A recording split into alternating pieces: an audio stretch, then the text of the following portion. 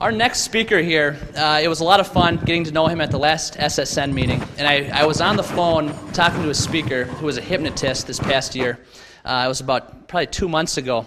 And I said, oh, I know this speaker, he's a hypnotist. And I mentioned Colin's name, and they go, oh, he's one of the best in the business. So I can tell you all right now, this guy's the real deal. I'm very excited to introduce Colin Christopher.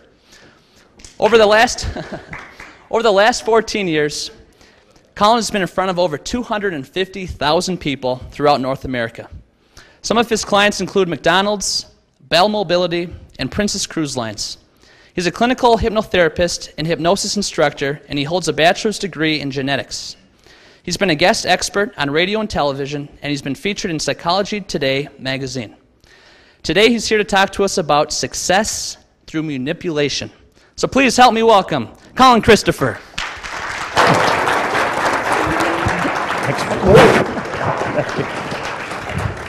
Watch that first step. Good morning. Thank you. I don't know about you guys, but I'm amazed. We've got Bob Proctor, Steve Siebold, Robert King, all the you're welcome, Robert. All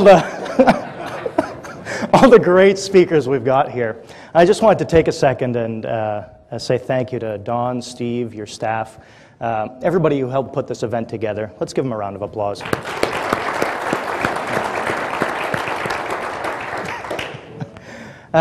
Success through manipulation. Now, when I say that, most people think about manipulation negatively. The word itself isn't bad. It's the outcome that's positive or negative. When you're driving, you manipulate the steering wheel. Manipulate bad, you crash. Manipulate like Dan Wheeldon, you win the Indy 500. Manipulation is the action you take.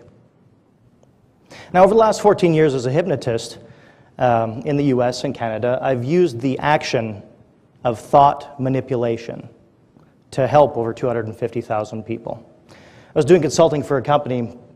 They wanted to increase their sales. So the sales manager said to me, our mantra is think positive, be positive, give excellent customer service. I said, that sounds great. So I did a survey of their sales team, and I asked them, on a scale of poor, fair, good, or excellent, rate yourself on your ability to provide customer service. 87% of them said excellent. So I surveyed their customers. They came in at 17%. So yeah. So I said to the sales managers, your people think they're awesome. Your customers don't. Their thinking habits, your salespeople's thinking habits are making them delusional, and it's costing you money. Now, thinking habits, they're the cruise control of your mind. I'll give you an example. First time I was hired by Celebrity Cruise Lines, I had to do a medical. Now, I was 100% healthy, but I had to prove it to them. I'm in the doctor's office, I did the physical, and I'm waiting in the waiting room for the paperwork. Now, in walks this gorgeous woman, completely reminded me of Audrey Hepburn. She sits down beside me and we start talking. She says to me, what do you do?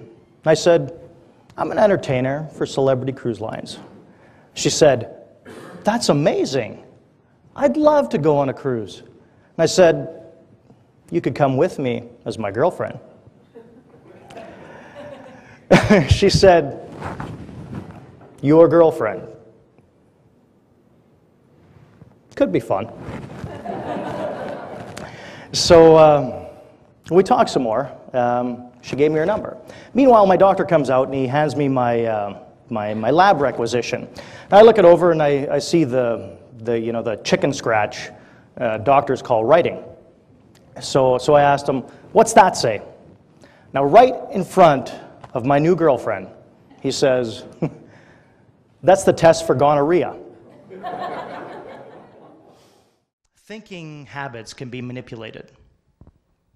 Thinking habits they can also manipulate you.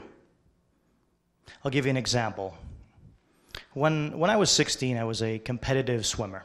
I had just gotten hammered in a race, and I went over to my coach and I said, I'm training really hard, I'm eating right, I'm just not getting faster. What's wrong with me?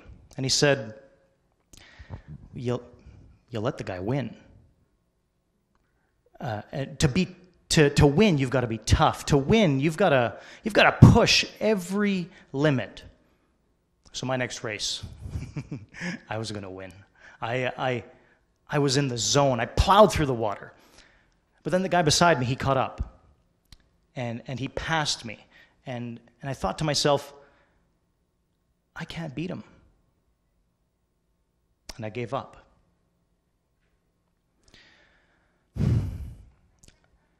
I swam for another 5 years after that, but I always gave up.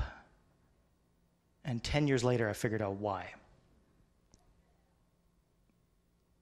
Giving up it's easier. I had formed the bad thinking habit of giving up, and it was keeping me from getting what I wanted, in more than just swimming. I mean, my ex-girlfriend, she loved it. We got into a fight. I gave up. Successful people, they set their thinking habits to like working hard, setting goals, positive thinking. Now, conventional wisdom like that works great.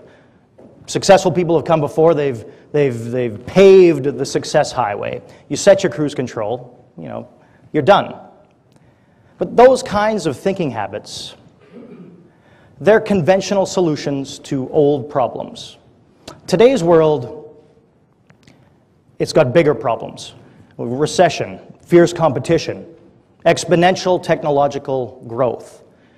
If the old world was a highway, today's world is a racetrack. Using conventional thinking habits to solve today's bigger problems is like, it's like throwing a minivan onto the racetrack. Conventional thinking habits get old results. Yeah, I mean, you can go on cruise control, you'll finish the race, but you come in last. To compete, you need unconventional thinking. Unconventional thinking that works on today's racetrack. Success through manipulation. The unconventional solution.